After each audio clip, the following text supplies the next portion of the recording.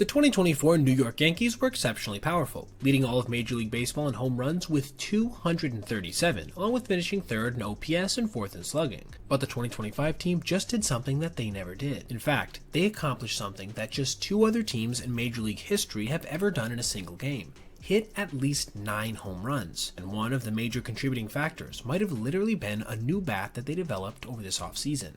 Before we get into the game breakdown, listen to what Michael Kay had to say during the Yankees broadcast early on in the contest regarding these new bats. Now, you see the shape of Chisholm's bat.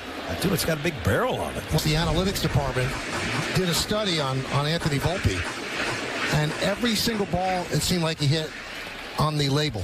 So they had bats made up where they moved a lot of the wood into the label, so the harder part of the bat is going to actually strike the ball.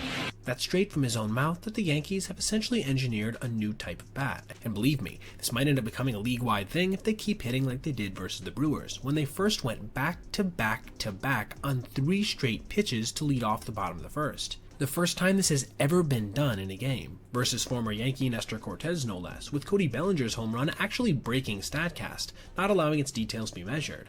Austin Wells would add a 4th home run in that frame as well, on an opposite field blast. New York would give a few runs back with some poor defense in the next frame, but was right back out there in the bottom of the second, with Anthony Volpe launching his own 3-run homer versus Nestor. The lefty wouldn't even manage to get out of the third, not long after having to watch as Aaron Judge would crush his 2nd home run of the game, a grand slam, to break the game fully open. But they somehow weren't done yet, with Jazz Chisholm, the hitter whose bat was actually highlighted when they were discussing the new dimensions, immediately going deep as well, giving New York its 2nd back-to-back home run stretch of just the first 3 innings. A few runs later on both sides, and Aaron Judge was back at the plate for his 3rd at-bat, during which he promptly crushed yet another dinger, this time to center field, netting the Yankees their 8th home run of the game, already tying their franchise record, and leaving Judge just 1 dinger away from the all-time mark in a single game. He would get tantalizingly close in the 6th when he missed a home run by approximately 10 feet, nearly going oppo taco, but having to settle for an RBI double.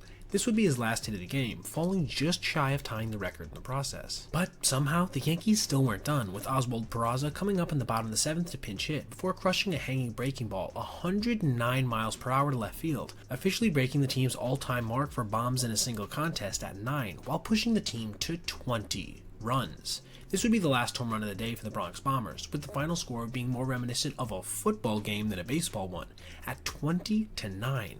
If they keep having this level of success going forward with this augmented bat, one of 2 things is going to have to happen.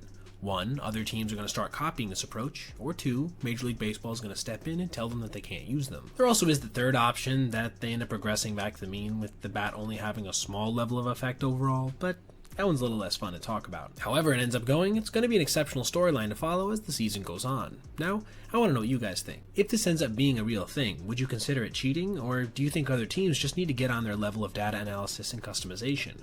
Let me know your thoughts in the comments below. Now, thank you so much for watching. Hope you enjoyed today's video, and if you did, please consider liking and subscribing and checking out any one of these recommended videos. Have a great rest of your day, everybody, and I'll see you in the next one.